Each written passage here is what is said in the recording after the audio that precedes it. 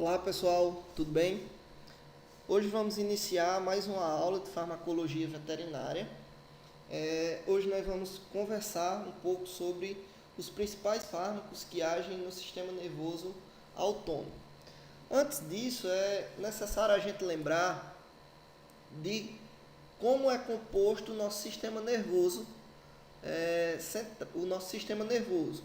Nosso sistema nervoso é classificado em sistema nervoso central, sistema nervoso periférico.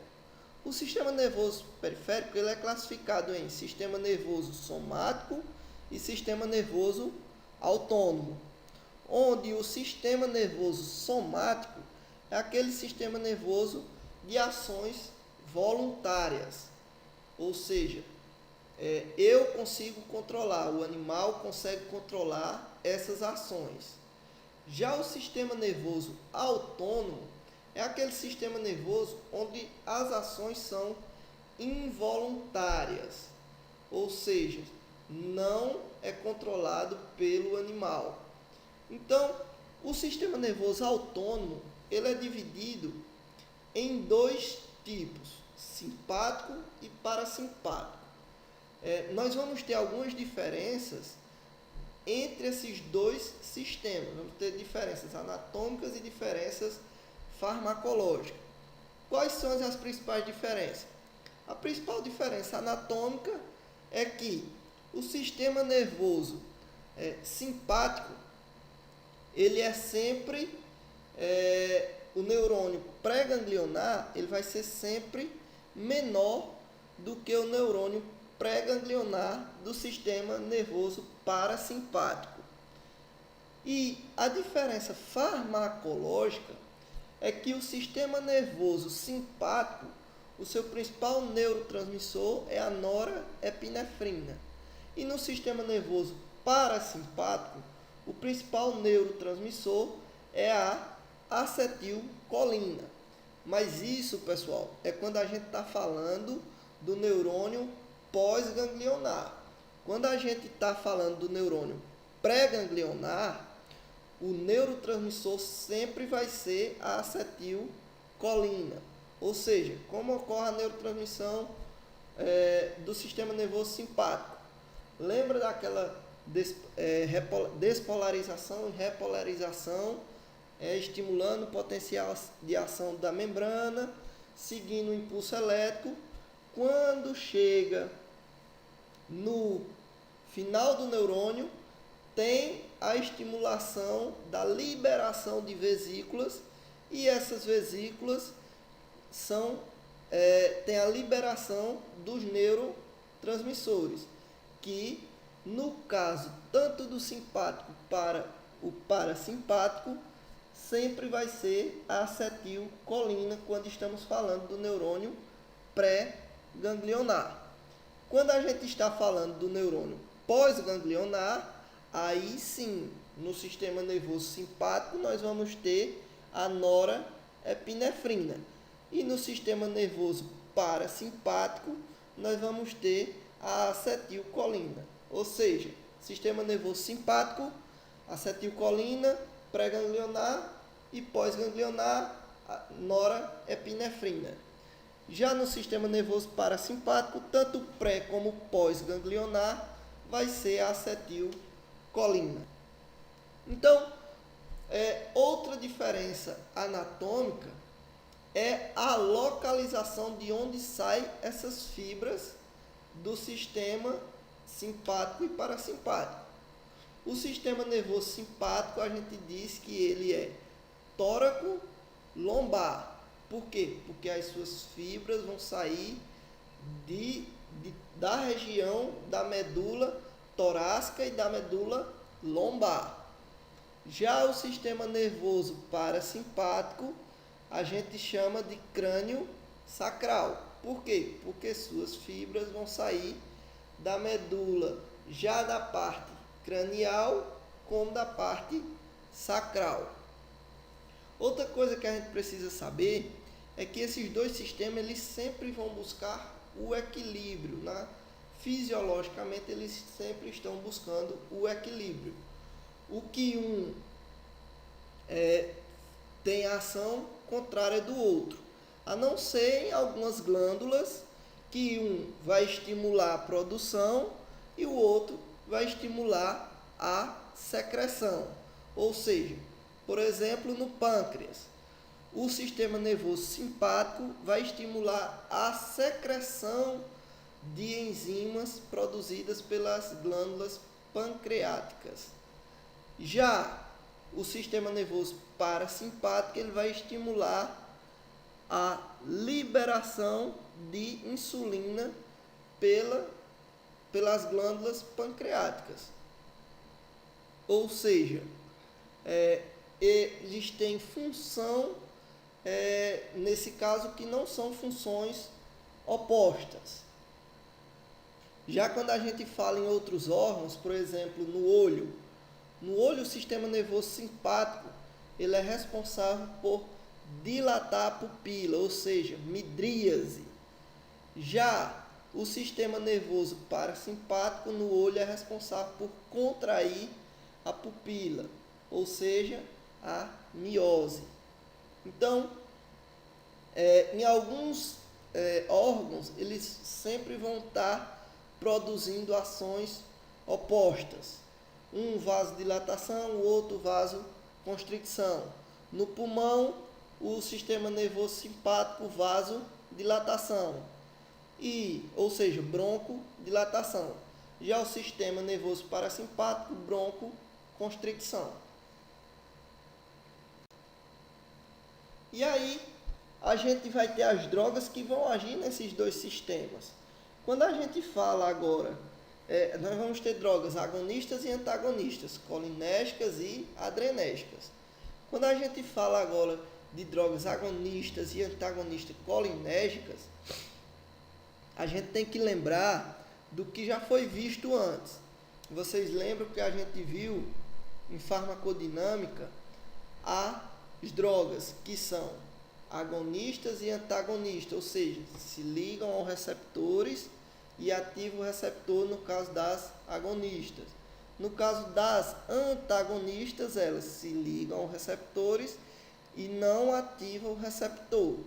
Não vamos confundir com a interação farmacológica, interação entre fármacos, que aí nós vamos ter as interações do tipo de sinergismo e as interações de tipos de antagonismo. Aqui nós estamos falando da interação fármaco-receptor. Então, a gente tem que lembrar daquilo. Agonista se liga ao receptor e ativa, antagonista se liga ao receptor e não ativa. Então, quando estamos falando das drogas do sistema nervoso parasimpático, nós vamos chamar também de drogas colinérgicas, ou seja, agonistas e antagonistas colinérgicos. Então, quais são os tipos de receptores desse sistema? Nós vamos ter receptores muscarínicos, receptores nicotínicos. Os receptores muscarínicos eles ainda vão se dividir em 5 subtipos, M1 a M5, onde a sua ação, a ação da droga vai depender qual tipo de receptor que ela vai estimular. Por exemplo, os receptores muscarínicos, eles vão ter os seus subtipos, cada um em maior quantidade em uma região do organismo. Se a droga estimular os receptores M1, o M1 ele está em maior quantidade no sistema nervoso central. Tanto é que eles são chamados de receptores neurais.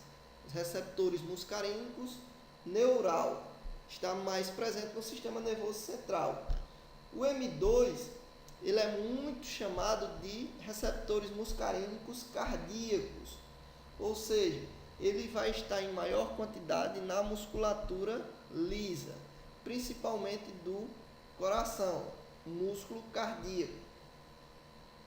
Já os receptores AM3 são chamados de receptores glandulares, que são receptores que vão estar mais ligados a glândulas e a musculatura lisa do endotélio vascular.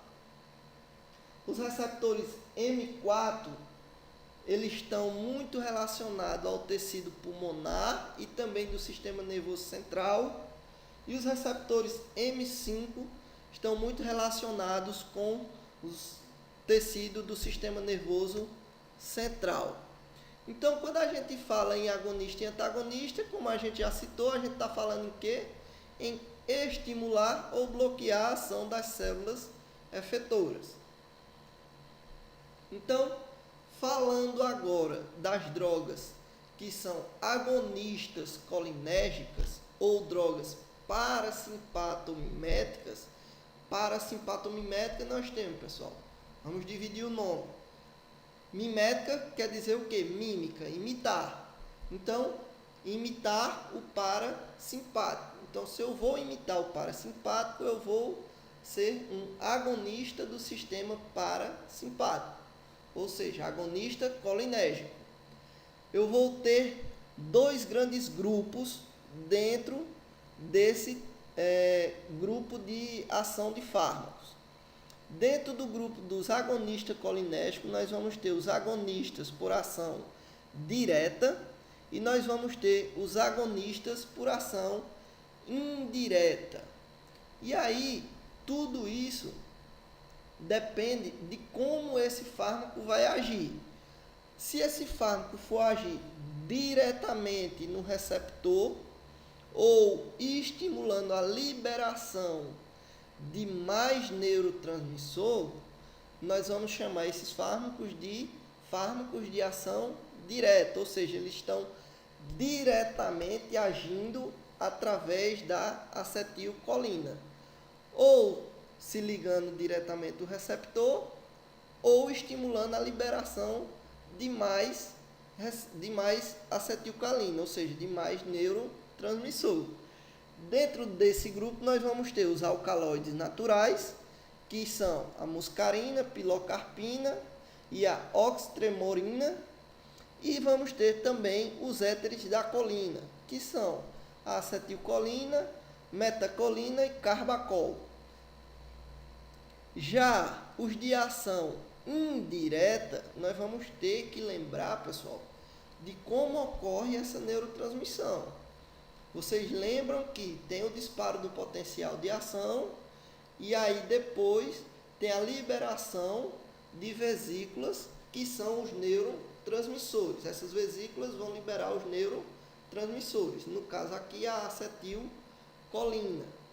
Então, quando tem a liberação dos neurotransmissores, esses neurotransmissores se ligam ao neurônio pós-ganglionar para dar continuidade ao impulso nervoso, ou se liga no órgão-alvo para ativar o receptor. Só que logo após essa estimulação do neurotransmissor, é necessário que hajam vias de eliminação desse neurotransmissor. Por quê? Porque senão nós vamos ter uma continuidade do estímulo, que isso não é o ideal para o organismo.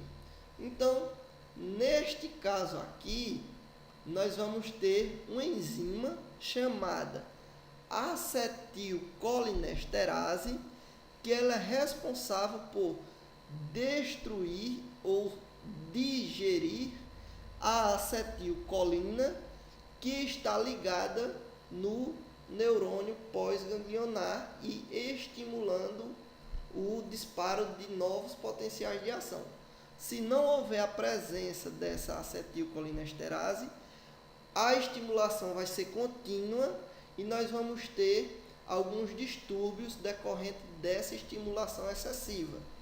Então, quando há a ligação da acetilcolina com o receptor, a acetilcolinesterase vai lá e digere a acetilcolina, impedindo que haja esse estímulo excessivo. Esses fármacos de ação indireta, eles não vão agir diretamente na acetilcolina, nem simulando, nem estimulando a sua liberação. e nem estimulando, nem simulando a sua ação no receptor. Então, por isso que se diz de ação indireta, porque eles vão agir na acetilcolinesterase. Eles vão inibir a ação da acetilcolinesterase. Quando eu inibo a ação da acetilcolinesterase, eu favoreço a ação da acetilcolina. Lembram de matemática quando menos com menos é mais? Se eu subtraio quem já está subtraindo, que no caso é a acetilcolinesterase, eu vou ter um resultado positivo. Então, menos com menos é mais. Se eu tiro quem está inibindo, eu inibo quem está inibindo, eu estou estimulando quem estava sendo inibido. Tá dando para entender, pessoal? Ou seja, a acetilcolinesterase vai inibir a ação contínua da acetilcolina. Se eu vou inibir a ação da acetilcolinesterase, consequentemente, eu estou aumentando a ação da acetilcolina, que estava sendo inibida pela acetilcolinesterase. Por isso que são drogas de ação indireta. Então, dentro desse grupo, nós ainda vamos ter os inibidores reversíveis da colinesterase, que é a fisostigmina e a neostigmina, e nós vamos ter também os inibidores irreversíveis da colinesterase. Quando a gente fala da fisostigmina, a fisostigmina ela é muito lipofílica, facilmente absorvida. Lembra que quando é lipofílica, passa facilmente pela membrana, ou seja, facilmente absorvida. E transpassa a barreira hematocefálica. A neostigmina, a piridostigmina e o ambenômio, eles são substâncias formadas a partir de amônio quaternário. Então, ela não é bem absorvida por via oral, sua excreção é renal e, por ser a partir de amônio, ele não tem facilidade de transpassar a barreira hematocefálica. A neostigmina ela é muito utilizada em equinos para tratamento de ilho paralítico, ou seja, vai estimular. Lembra? Ele é um agonista do sistema parasimpático. O sistema parasimpático ele favorece a digestão. Se eu tenho um problema de paralisia do meu intestino, que no caso do equino é essa patologia que se chama ilho paralítico, a gente normalmente se utiliza da neostigmina. E aí, com a utilização desse fármaco, a gente está buscando o quê? A estimulação do intestino, fazendo com que a digestão volte ao normal. E por ele ser um composto formado através do amônio quaternário, ele não transpassa a barreira hematocefálica. Então nós vamos ter menos efeito adverso. E nós vamos ter o grupo dos inibidores irreversíveis da colinesterase, que aí nós vamos ter os organos fosforados. Os organos fosforados, pessoal, são essas drogas utilizadas muito para combate de ectoparasita. Então, vocês vão ver muitos casos de intoxicação por orgânios fosforados, porque as pessoas vão utilizar esse tipo de medicamento e acabam fazendo a diluição de forma errada, fazendo com que o animal seja intoxicado. E por ser um tipo de molécula que é muito lipossolúvel e rapidamente absorvida, principalmente na pele, causa uma intoxicação que causa muitos efeitos colaterais ao animal e muitas vezes difícil de reverter. Por quê? Porque o animal absorve pela pele e mesmo que você lave o animal depois, já teve aqui toda aquela substância que foi absorvida e está indo aos poucos para a corrente sanguínea. Então, muitos casos graves de intoxicação por órgãos fosforados a gente encontra na clínica veterinária. E por eles se ligarem à acetilcolinesterase através de uma ligação muito forte, eles são chamados de inibidores irreversíveis da acetilcolinesterase. Vocês lembram qual é essa ligação mais forte, não é, pessoal? São as ligações covalentes. Essas ligações dificilmente são quebradas. E aí, nós vamos ter as drogas, o efeito e a ação, o uso terapêutico dessas drogas. Então, essas drogas, a sua ação, o efeito farmacológico, é muito relacionado com o tipo de receptor e com a quantidade que é utilizada. Então, normalmente, a gente vai ter um aumento da contração musculoesquelética, aumento das secreções glandulares, uma diminuição dos batimentos cardíacos, ou seja, bradicardia, uma contração da pupila, que é a miose, e nós vamos também ter um aumento da drenagem do humor aquoso, que é aquele contido dentro do globo ocular.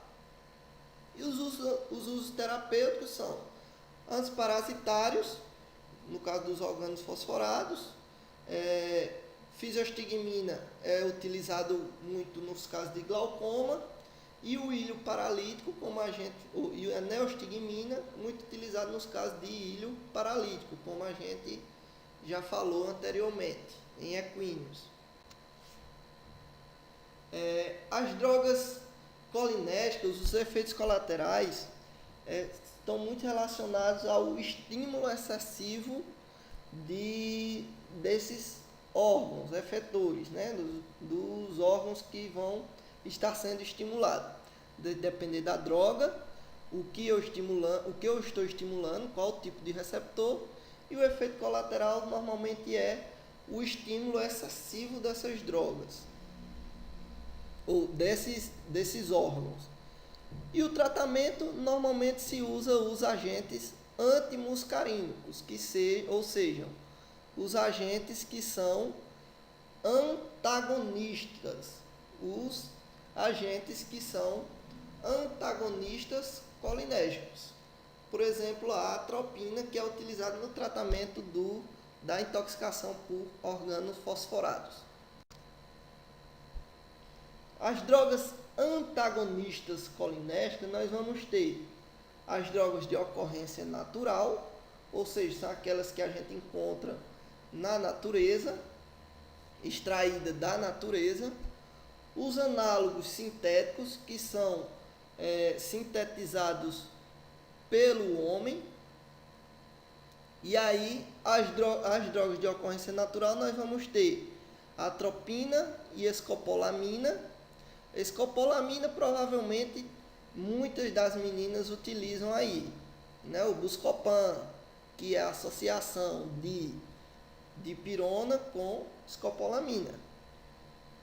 E os análogos sintéticos, que nós vamos ter o glicopirrolato e o impratrópio, tiotrópio e oxitrópio, que são broncodilatadores. No caso do glicopirrolato, elas são bastante utilizadas na anestesia.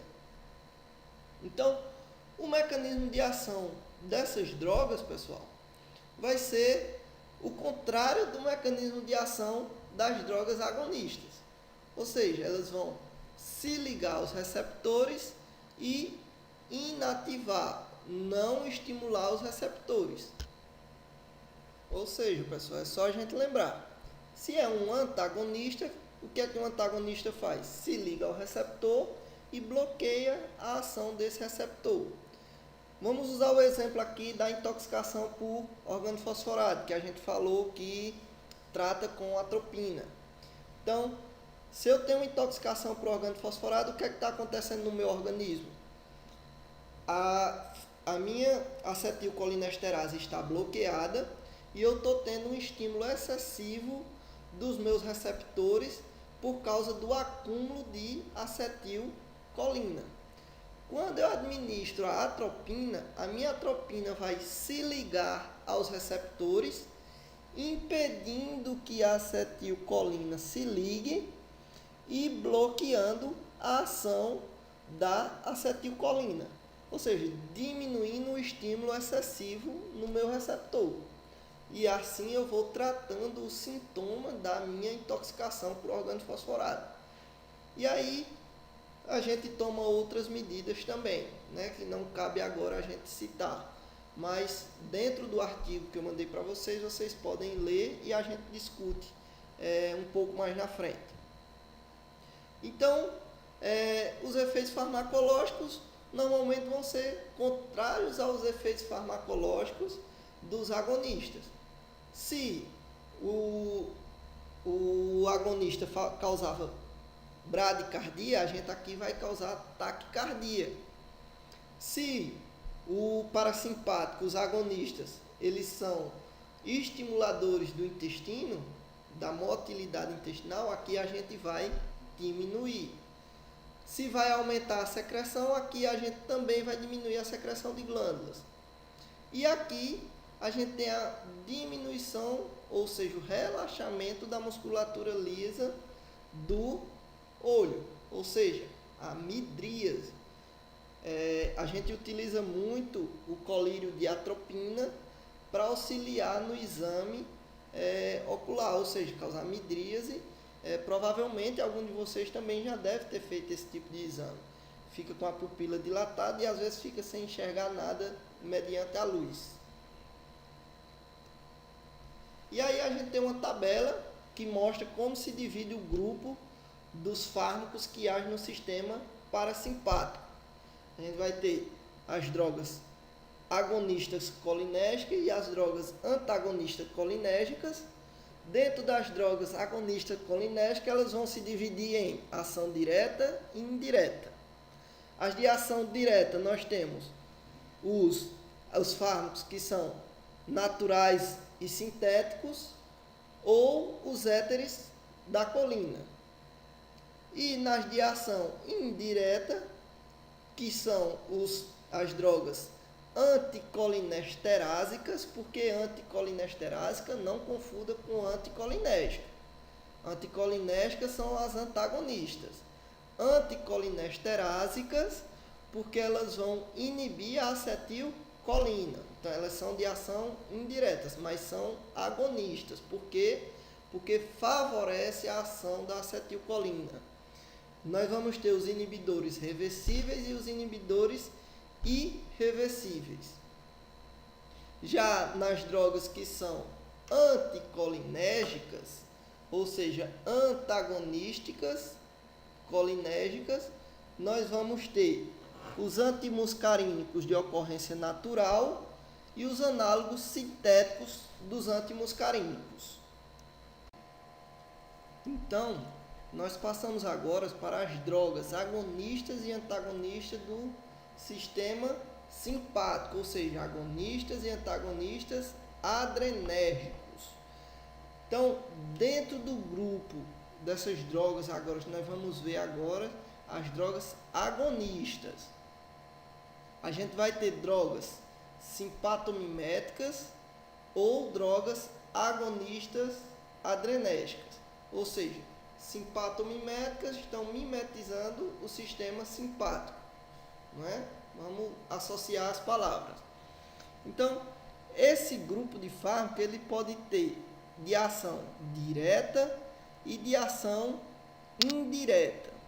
Os de ação direta, nós vamos ter ainda dois grupos. Os catecolaminérgicos, que a gente tem a norepinefrina, a adrenalina e a dopamina. e os não catecolaminérgicos, que é os alfa-2, alfa-1 agonista, alfa-2 agonista e beta-2 agonista. Tudo isso, pessoal, é por conta da sua estrutura química. Os não catecolaminérgicos, eles não têm um grupamento catecol na sua composição. Já os que são catecolaminérgicos, eles possuem o agrupamento catecol na sua composição. E nós vamos também ter os de ação indireta. Os fármacos de ação direta, eles vão agir, como o nome já diz, diretamente no receptor. Ou seja, eles vão estimular a liberação ou agir diretamente na ação agindo diretamente, simulando o receptor.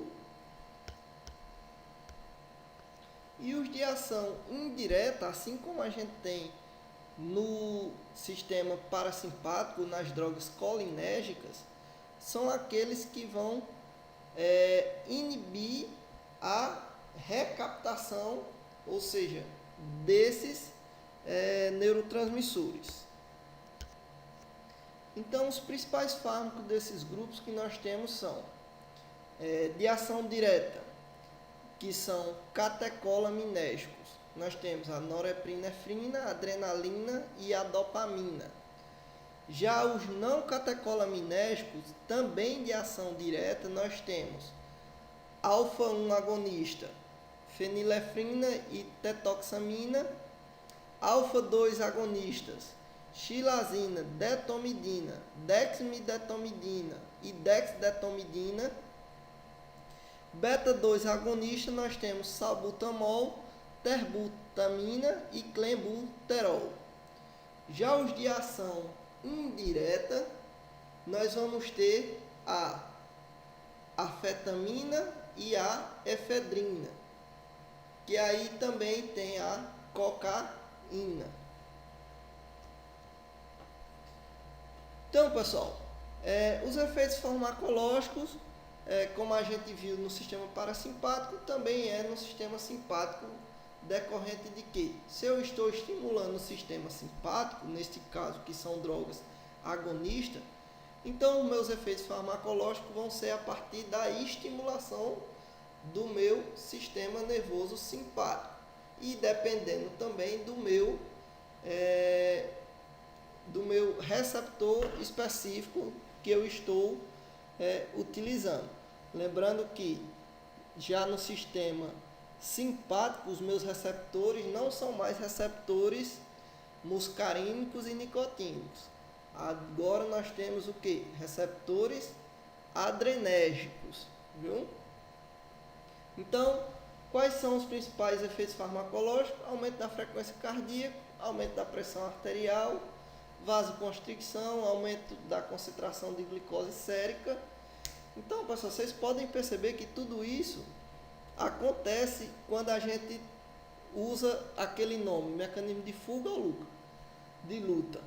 Se eu vou fugir ou lutar, eu tenho que aumentar a frequência cardíaca, aumentar a pressão arterial, através da vasoconstricção e aumentar a glicose no sangue. Por quê? Porque eu preciso de energia e eu preciso de um volume maior de sangue para promover essas ações.